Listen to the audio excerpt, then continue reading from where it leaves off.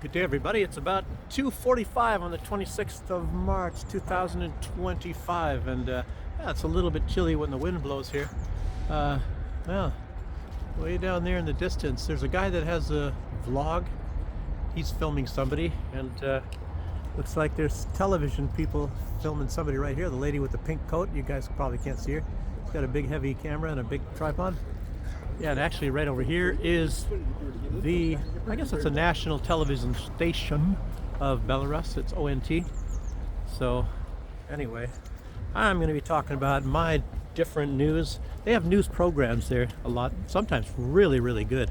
Matter of fact, I was on TV, for a couple minutes, a couple times they interviewed me, but that was a while ago. And I don't know, it wasn't under great conditions, but that's how it goes. Okay. Well, actually it's not good news, but the most interesting news I'm going to have for you guys today, probably about Lukashenko's new inauguration for his 7th term, and I'll get to that in a few minutes. But first I want to talk about some things I didn't talk about yesterday, and I probably should have. I was talking about, now they have this finalized ceasefire, supposedly, and they're working on the Green Deal stuff and all that. They've released some things, but it's not really anything earth-shattering, and it doesn't really matter what's in the agreement. It matters if it gets violated or not. And of course, Ukraine is saying that it might be Russia, and I don't think so. But you already know there was a ceasefire supposedly on attacks against energy infrastructure, and Ukraine has been violating it. And yesterday, I was already mentioning 2 times they had violated, but they violated it 3 times yesterday. It wasn't put out until after I did the video, and while they were signing the treaty, Ukraine was already bombing more places as they were signing the treaty. So that's it's been brought into question if Zelensky is able to negotiate or to fulfill the agreements that he makes. So that's kind of questionable, like I said. Doesn't look like it.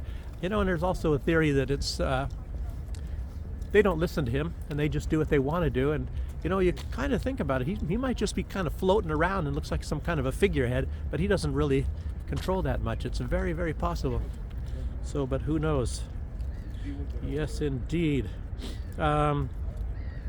Yesterday I also mentioned Israel, bombing a few places, and I said I didn't hear about them doing Syria on that day, but lo and behold, they're doing Syria as well. I don't even know if it's really worth talking about this stuff in the videos, because they just do it every single day. There's all these bombings, and it always continues. So that's something we have to be watching this whole time.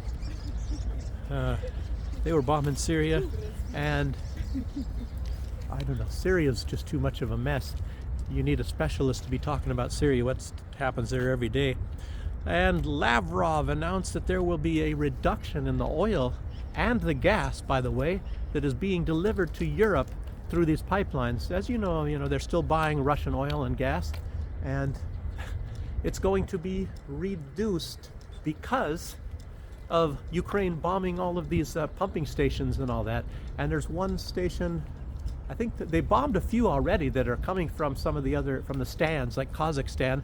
And I guess one of them that they bombed yesterday was coming from Kazakhstan, and they bombed it. And I guess Americans, I think Exxon was one, Chevron was another. There's American oil companies that are part of the ownership of that line. So Ukraine is bombing American stuff. So maybe the Russians should be pointing that out to Donald Trump. Some sort of a building here. I don't know what it is, to be honest with you. Probably a theater or something, or maybe even a school. Let's get a little bit closer. It looks pretty magnificent. So let's just get up here. Yes, and they're also bombing civilian. It's actually, by the way, these it's kind of tricky to walk right here. These things that they're bombing is actually, it's civilian energy infrastructure. It has nothing to do with the military. And Russia has not bombed the infrastructure for civilians. such as Kiev. That's why they still have electricity and they get heating and all of that. And the times when their energy is limited is the times when Kiev or the Ukrainian government is subverting that and sending it to the military. In case you want to know. Wow, nice Corinthian columns. Oh, it looks like a government building of some sort. So, this is a big tower, bell tower over there. Oh, with a Belarusian star. So let's get a little closer to that one too. Okay. So Lukashenko, he was inaugurated yesterday for the 7th term of President of Belarus. And some of the words really, He says Belarus has built a sovereign state based on a dictatorship of real accomplishments. And I guess he announced in November, he said that it's a dictatorship in Belarus. It's like, whoa, I don't know, maybe it wasn't so much before. Maybe the vote counted a lot more. And yeah, I don't know. Well, I guess it is, but let's continue with what he said here. Based on a dictatorship of real accomplishments, he said that no other state has such a hardworking and reliable people. And he said that half of the world, and this is, you can't even deny this, he didn't say the whole world, he said half the world. And of course this includes very many governments in the West. He said they dream of our dictatorship. And it reminds me of George Bush II, when he said, well, this would be a lot easier if I was a dictator, getting things done. And if you pay attention to how messed up it is in the West and how you can't get things done, and then everybody is jockeying for, to get more money, to get more prestige and get more comfort, like either the different parties and then of course individual people in the party. Look at Nancy Pelosi. You can even extend that to Kaja Kallas of Estonia, or Ursula von der Leyen. Do you know how fabulously rich these people have become while they're in government? It's not just the American Congress people and the senators.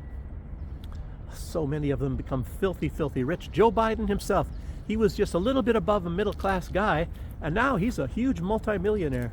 Wonder how that happened in public office, and they actually get a decent salary, but you can save all you want and you're not going to have as much money as Joe Biden has now. 10% for the big guy, don't forget that. So there's a military guy over there. I don't want to have those people. Everybody's watching me anyway. If you look down here, there's these trees, and when they have leaves up here, a lot of things are that's why you see a lot of soil here instead of a lot of grass. And Belarus, its soils are here and there. Sometimes you got some good soils. I mean, in most of these areas, there's some areas that has good soil, and I've seen areas where it's like, gosh, this is just some area by an apartment building, and you look, it's really rich, nice soil. And if you're in farming, and if you've been in farming like me, a lot of times you can tell when it's good soil. And just because you see a sandy soil, people talk about a sandy, loamy soil for growing things, and it's not necessarily bad. And that's sort of what you have even right here. So what we're looking at right now, you don't mind me pointing the camera down in the dirt. So okay, let's keep going here. So much what he said there. And if you think about how we were raised in the United States, to hate, better red than dead. That's one thing. Now, I'm not saying it's a communism here, because it certainly is not. And better red than dead, and like how we're thinking negatively of socialism and, like I said, communism. And then you think about like Jackson Hinkle, a really decent guy, and he says he's a communist, and I'm sitting there kind of confused, and I don't know. But you read about communism and it kind of sounds good on paper, but it's really not. It doesn't really work that well. At least Marxism doesn't work. And if anybody, I don't know, anybody that has read Das Kapital deserves to get a medal, to sit through a bunch of crappy books like I mean, I don't know how many he wrote, huge band of books, Communist Manifesto, Marx Engels is not anything very difficult. But I don't know. There's so many of these communist leaders, even some socialist ones and all that. It's like they're full of themselves and all. But they probably try to make you think that Lukashenko's like that. He doesn't write any books about himself. I don't know if he'll ever write a book. And he's really not a guy that goes out and he kind of seeks that people understand him. I'm noticing that. But he's not going out of his way to look like some kind of a big shot. He never does, and he never has. And no matter what anybody thinks. And then you have the West. You have the West telling you all kinds of. Well, he even mentioned that. I'll just keep reading what I'm saying, what I wrote down here. Like I said, he's not what some people are trying to say, because there are some people that went to jail, but they actually did some crimes, and it's not like Julian Assange, who was put in jail, or what's his name? Was his name Jonathan Peltier, who's, I think Biden actually pardoned him. He was in for his whole lifetime. He's into his 80s now, and they convicted him of doing something that he didn't do. There's a lot of people that go to prison for nothing. I mean, who is right now? Like, look at Romania, the guy that's going against. Well, he was actually in prison for a short time. What about Andrew Tate and his brother? What about maybe the guy in Turkey right now? There's a guy that he was put in jail for corruption, and because he's running against Erdogan. I mean, those are supposedly not dictatorships. So, I mean, if I wanted to impress people, or anybody does, you could just sit here and go through a whole list of crap, and then you could prove that Belarus is much better than all those countries over there, and yet we're in a dictatorship, and we're taught to say, oh, this is bad. I don't know anything about socialism and stuff. I've never been to a socialist country, really. And if you look at all countries, it doesn't matter whether they claim to be socialist or communist or capitalist or anything. It's all hybrids. Everything is a hybrid. There is no such thing as a pure communist, a pure socialist, a pure capitalist. As a matter of fact, fascism, it retains the financial outlook, or the economics, I'll just say, of capitalism. So capitalist economics is part of fascism. Oh, surprise, surprise. That's why a lot of people are saying that the United States is a fascist country, and it's practically not deniable. It's fascism. There's a book, what was that, Aaron Rousseau, From Freedom to Fascism. There's a lot of books like that. Looks like some school kids, if you see down here. So I should get up close for you guys, some pretty young girls down there. Okay. Yes. Or maybe we should go for the thriving great democracy of Ukraine, where they're snapping people off the streets and shoving up to the front line to their certain death, and voting is banned, and the leader owns virtually all of the media. But that's a thriving democracy, as we are all told. So, and they compare that to Belarus. I'll tell you what. That's all I have to say. Yes. What else going to? Or maybe look at Estonia and all of these countries there, and then look at Germany. Look at Germany. Boy, oh boy, oh boy, oh boy. It's going downhill faster than a car without brakes. I'm telling you. Oh boy, sad. I love Germany. What about thrusting LGBT onto everybody and Russia, Russia, Russia? I mean, all this stuff in the West, but it's worse over here, right? Come on.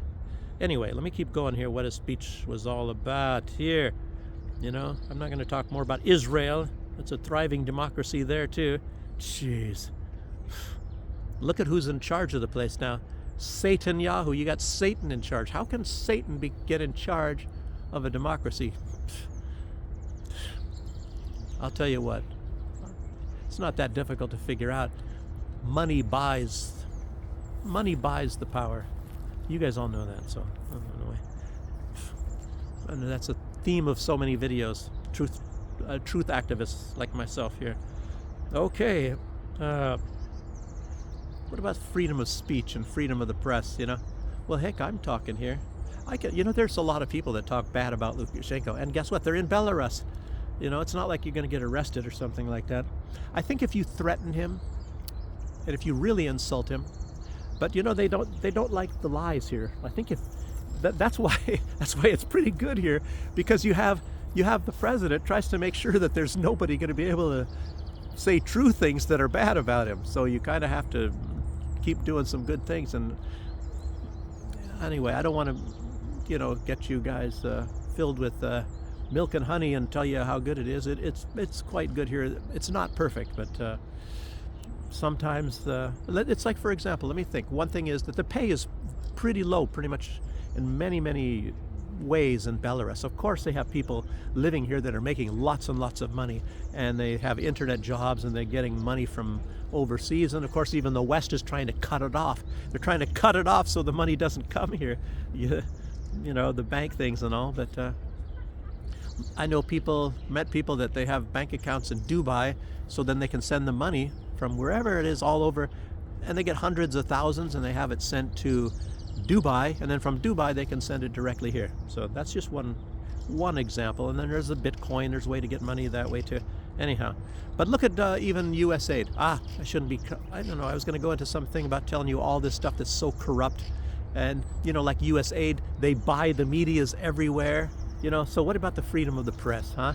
When it's for sale. What about that book written by this German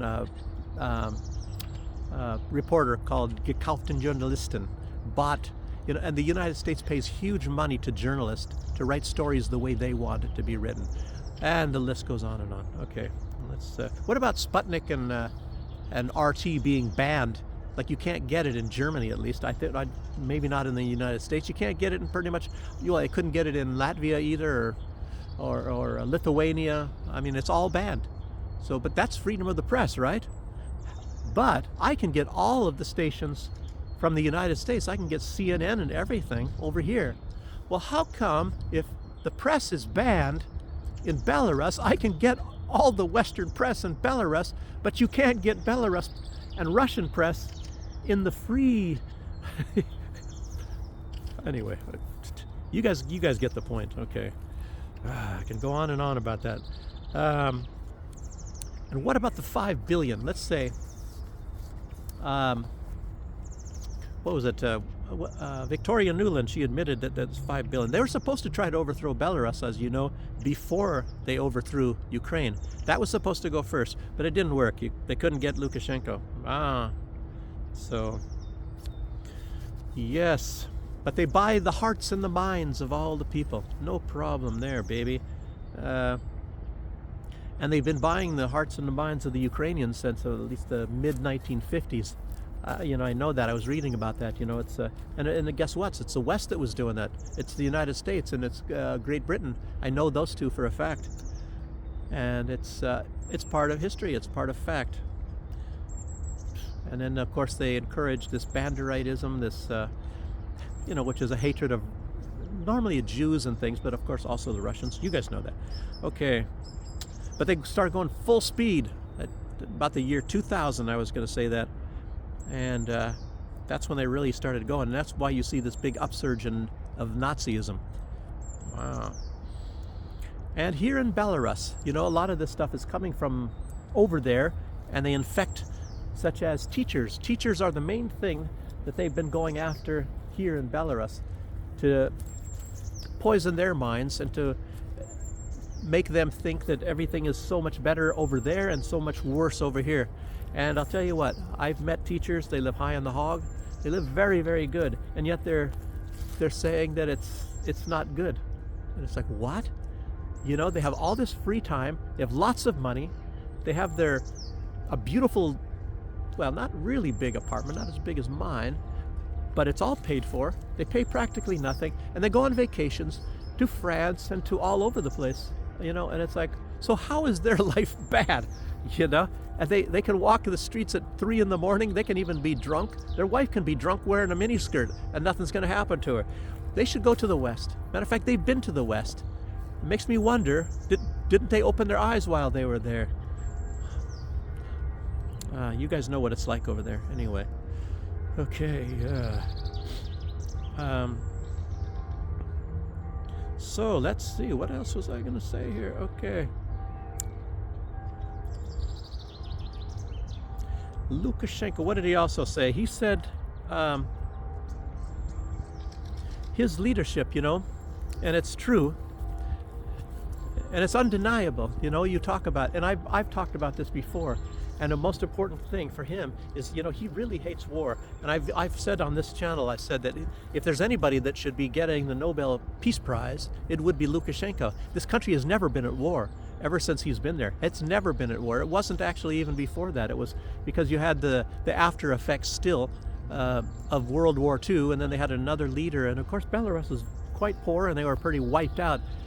As you know, they lost at least 1/3 of their population, and it was really, really devastated. I came here in 2000, and it was not very great, and it's very nice now. I mean, you guys, you've seen me walking around in places here, so okay. But he talks about it's necessary to maintain stability and counter foreign influence. Yes. Security, stability, kindness, and hospitality. That's what he said that is signature effects of his leadership.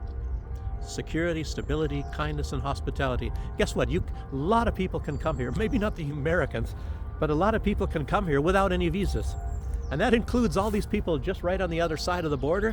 Even though the Belarusians can't go there, those people can come here, And I don't even know how long they can stay here. I'll tell you what, and there's even people that live, Americans, people from the West that live in Russia, and they say they were speaking positively, let me just say it that way, compared to Russia when you come here, that it's safer. And it's not even unsafe in Russia in most of those places. So maybe there are places that are, I don't know, I haven't really been to Russia, haven't been all over Russia, it's a big place. So I can imagine there's some places that are not safe over there, but I don't know. It's all safe here. And he said it is, like he was saying that this kindness, hospitality, and all that, for foreigners, were gladly visiting Belarus. A lot of them came, I guess, in the past year, despite the lies, he said. So he's talking about the lies, and I've mentioned about the lies, like you can't dance in Belarus. It's against a lot of dance, against a lot of sing in public, and all kinds of other things. But I remember people asking me that. Before I was coming over here, you can't dance in public over there. As a matter of fact, there's even this what is it? It says, because I'm happy and if you guys ever seen those videos, they show the one in Minsk. They're dancing, I think, in just about every city, but they're not dancing in Minsk. It's like whoever made these videos, they thought, we're not allowed to dance here. It's incredible. I've seen people dancing, but then again, there's music, and I can't play it. I can't show it because YouTube, you can't play friggin' music on YouTube. Unless it's some band that made some song that nobody's ever heard of. It means they'd probably be pretty crappy, but I haven't seen that yet. I don't know. Okay, the U.S. is sending massive firepower to this strategic island called Diego Garcia. And if you guys know that, it used to belong to the British. And the British treated the inhabitants, the native people there, very badly, ran them all out. And I guess it was really bad because it's an island, and it's way, way out in the middle of nowhere. It's kind of poised, at an equal distance from India and Africa and maybe the Middle East, and it's just kind of way out there in the Indian Ocean. I'm not even sure what are the bigger islands that are close by, wherever these people could go when they were leaving there. But the Americans came there and they treated them like crap too, and I think some people even starved to death. Really, really, really bad there. So. But anyway, that's a little bit of the history of Diego Garcia. And America turned it into a huge, nothing but a military base. And I don't even know how they got a hold of it, because it was British. And then I guess when the British were losing their empire, they just sort of okay, it's yours, and they gave it to the United States. Maybe they couldn't maintain it. I don't have any idea why that was. So, massive firepower. A lot of people are saying, and it's even Scott Ritter is saying, that it looks like the United States is gearing up to bombing Iran, because they're sending a lot of bombs, a lot of things. They sent like seven B-2 bombers, seven B-2 bombers. They're talking about something really, really, really big. 7 B-2 bombers, and I don't think they even use that many in any kind of a exercise. So that's going to be something, and like lots and lots of bombs. And they sent a submarine. It's a ballistic missile submarine, Ohio class. So they're out, ballistic missiles, like, that they can shoot them halfway around the globe. Wow. Or maybe further, I don't know. Yes. So, anyway, a lot of things are, it's not like, you hear about the success of BRICS and the economies of the BRICS and all, how much everything is getting better and all that. But then, the U.S., they're moving in. They're really, really, really trying to get Serbia. It's not really necessarily the U.S., but it's the West in general. And maybe it is the U.S. Well, you never know. Donald Trump is trying to divorce himself a little bit from the European Union. And I don't know if it's the European Union or the West or the CIA, the deep state, whoever it is. They're trying now to get Serbia and Romania is in their hands right now, but they're trying to block democracy. Like I'm just talking about Lukashenko here, and he says that it's a dictatorship. Well, look at the democracy. Look at the democracy over there in Romania. I mean, incredible. That's absolutely incredible. They have the first election, and they don't like the guy who's running, so he's banned from running for the election. Kalin Georgescu. You guys know that. And Serbia, they're really trying to overthrow that one. And they're trying to do some crazy stuff. And not only that, I guess Armenia. Armenia is a tiny little country, and the U.S. really, really wants that. And they have their differences with Azerbaijan, and supposedly they're supposed to sign some sort of a peace deal now. And I guess just now what went through the parliament, they want to now join the European Union. It's been approved by the parliament.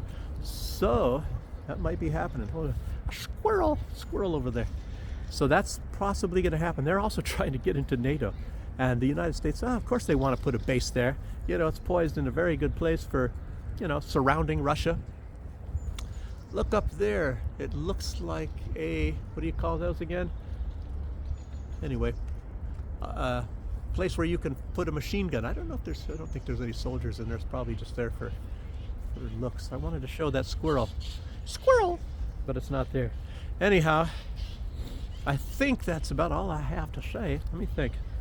I didn't write anything else down here. And tomorrow it's going to be another late video. This is a late video today. So I don't know, it doesn't matter so much if YouTube is going to take 5 and 6 hours to download it. It's 27 minutes so far. And I've had it where they take like about 30-minute video, and they take 5 hours to download it. And then I had one that was an hour long, and it took them 20 minutes to download it. I don't really know what their deal is. I really don't. I use the same settings every time. I don't know. They love me at YouTube. Okay, guys and girls out there, thanks for joining me. And well, I guess I don't think there's anything. I keep thinking there's something I'm forgetting, but maybe not. I'm not going to do another video. I'll have to wait till tomorrow if I think of it. Anyway, thanks for joining me again, and I'll see you on the next one. See you tomorrow, I guess. Bye-bye.